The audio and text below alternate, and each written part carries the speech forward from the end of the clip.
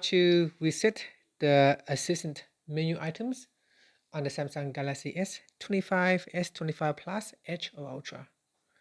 First, tap on the home button to return back to the home screen. Then, on the home screen, swipe down at the top to open up quick settings. Now in here, tap on the settings icon. Then we scroll down to the bottom and tap on accessibility. From here, tap on tap on interaction and dexterity. Then tap on assistant menu.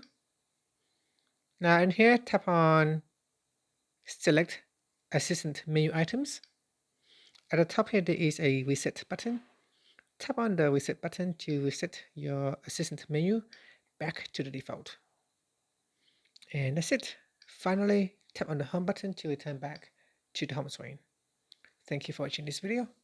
If you find it helpful, please like and subscribe to my channel for more videos.